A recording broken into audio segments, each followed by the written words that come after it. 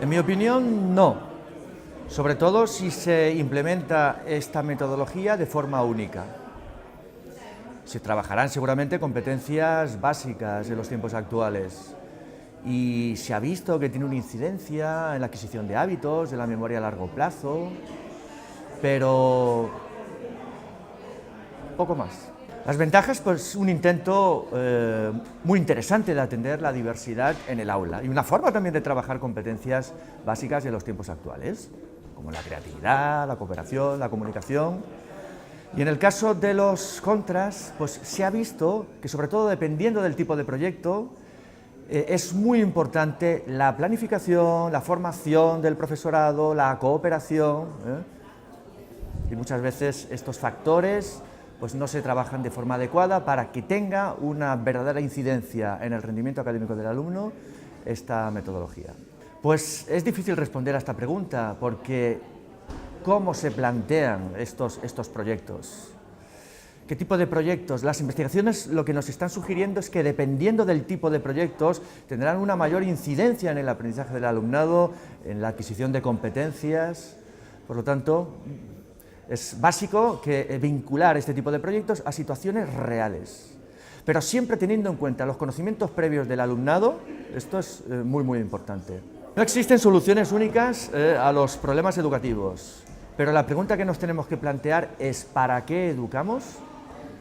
Desde mi punto de vista, es básico, por encima de formar buenos profesionales, educar buenas personas. Por lo tanto, hay algo que es primordial, que es la educación emocional, que se ha visto también, los metaanálisis lo confirman, que tiene una incidencia en el rendimiento académico del alumnado. Pero en el aula, la educación emocional siempre parte de la formación del profesorado.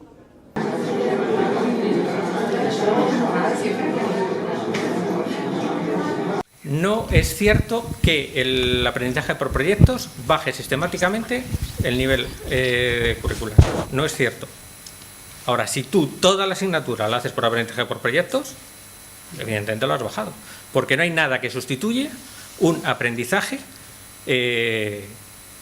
a lo largo del tiempo, bien estructurado en un alumno. Ni siquiera el aprendizaje por proyectos. A pesar de que el aprendizaje por proyectos tiene muchos beneficios.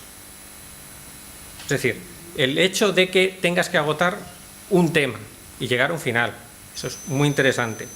El que no se puede hacer un aprendizaje por proyectos sin tener en cuenta el relato de lo que estás contando, es decir, la lógica interna de todo ello, y además la va descubriendo por sí mismo, en eso sustituye a la birria de currículum que tenemos ahora. Es decir, algún día arreglaremos, pero el currículum que tenemos, el actual, justo el de la LOMCE, todavía no lo he estudiado bien ni he visto todavía sus resultados, pero hasta la LOE, todo lo de todos estos años lo tengo perfectamente estudiado y es una locura. Es decir, rompe, repite cosas. Hay una cosa clara, y es que uno puede hacer la mayor gilipollez que quiera en un centro, hundirlo hasta que mientras no haya muertos no le va a pasar nada. Nada. Hasta que no tengamos un sistema decente de información en el cual detectemos inmediatamente los centros que no están cumpliendo con su deber y haya consecuencias para los responsables, no hacemos nada. Yo llevo mucho tiempo abogando por un sistema de información con datos y con análisis longitudinales, es decir, análisis de progreso. El problema de esos análisis es que tienen muy mala leche porque resulta que son escalables, que te sirven para evaluar un profesor, pero te sirven para evaluar una clase, te sirven para evaluar un alumno, te sirven para evaluar un director y, ¿qué cosa? Sirve para evaluar un consejero. No se implantan. No se implantan y no se implantan. Ahora mismo, en toda la LOMCE, solo había dos medidas positivas. Una era el mejoramiento del currículo, que luego no se materializó, porque teníamos un desastre en el ministerio y ya está. Y las evaluaciones de final de etapa. Eso era lo único que podía, por lo menos, intentar reducir las desigualdades entre comunidades y entre centros. Es la única medida que existía. La siguen bombardeando por todos los sitios, como si eso fuera, bueno, es propio a los nazis. Yo es que no lo entiendo, pero, o sea, la artillería que utilizan contra esto. Lo que hay que decirles es que lo que consiguen es precisamente eso. ¿Y quién está defendiendo eso? ¿Lo hacen aposta? Yo no lo creo. Yo por lo menos cuando hablo con ellos y eso, me parece que es una postura ideológica en la que todavía no se han enterado que es que hay más información que la ideología y que tienen que empezar a preponderar los datos sobre la ideología, nada más. Yo no creo que haya una especie de caza de brujas o tal. Es que yo creo que la tontería es contagiosa y ya está. Es que la base con la cual bajamos el currículum de la LOCSE fue esa precisamente. Cogieron y teníamos un currículum de máximos y todos los libros cogían todo el currículum y el que se sabía la mitad sacaba un 5, el que se sabía todo sacaba un 10. La LOCSE cogió y dijo, no, vamos a hacer un currículum básico, de mínimos. ¿Qué materia dimos en los libros? El mínimo. Ni un solo libro amplió ni una sola página, ni una. El que se sabía hasta el 5 le pusimos un 10 y el que se sabía la mitad le pusimos un 5, cuando antes le poníamos un 2,5. Pues ya está.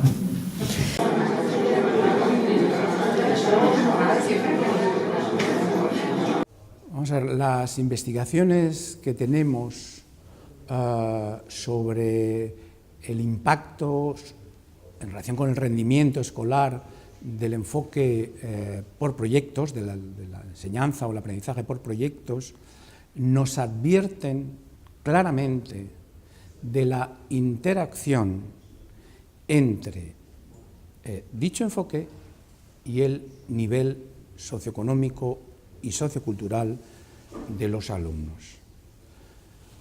Es decir, que los alumnos de bajo nivel sociocultural tienen peores resultados que los que corresponderían a una enseñanza estructurada. Y eso es un resultado relativamente plausible, es decir, justamente el funcionamiento cognitivo de los alumnos de baja extracción cultural tiene déficits cuyos orígenes tienen que ver con lo lingüístico, tienen que ver con los éxitos de los aprendizajes previos, etcétera, etcétera. Bueno, si eso es un hecho, teniendo en cuenta que uno de los problemas del llamado fracaso escolar en nuestro país tiene que ver con la respuesta de los entornos de bajo nivel socioeconómico, ojo, porque como no administremos con enorme cuidado esa herramienta metodológica, podemos estar, digamos, generando un problema añadido en este sector del alumnado. Vamos a ver, la pedagogía por proyectos, de conformidad con las experiencias de que disponemos en la enseñanza secundaria, es un instrumento pedagógico valioso, particularmente en programas de alto nivel de exigencia, como el bachillerato internacional, por ejemplo, o el bachillerato de investigación de la región de Murcia, que es parecido al bachillerato internacional, y en donde efectivamente el tema del trabajo por proyectos es uno de los elementos diferenciadores en distintas asignaturas o materias. Es decir, los alumnos tienen que entrenarse en las destrezas propias de la actividad investigadora. Además, y con carácter general, pero con la modulación necesaria a la que me he referido en la pregunta anterior por parte del profesorado, pueden contribuir, de conformidad con la evidencia empírica que tenemos, a desarrollar competencias que son valoradas cada vez más en el siglo XXI. Y son valoradas tanto desde el punto de vista del sistema de educación y formación como desde el punto de vista del empleo. Esas competencias tienen que ver con la capacidad de comunicación, con el desarrollo del espíritu crítico, con la capacidad de cooperación, con la creatividad, etc. Es lo que se ha denominado las 4 Cs. Bien, parece que efectivamente una metodología que está orientada expresamente al desarrollo de esas competencias finalmente pueda conseguirlas. Pero evidentemente hay que tomar en consideración las exigencias de la formación por parte de los profesores, las exigencias por parte de los alumnos que dispongan de una base de conocimiento inicial suficiente como para poder sacar partido al enfoque de proyectos y por supuesto los condicionantes añadidos a lo anterior del nivel sociocultural de los alumnos. No lo creo. No tenemos ninguna evidencia empírica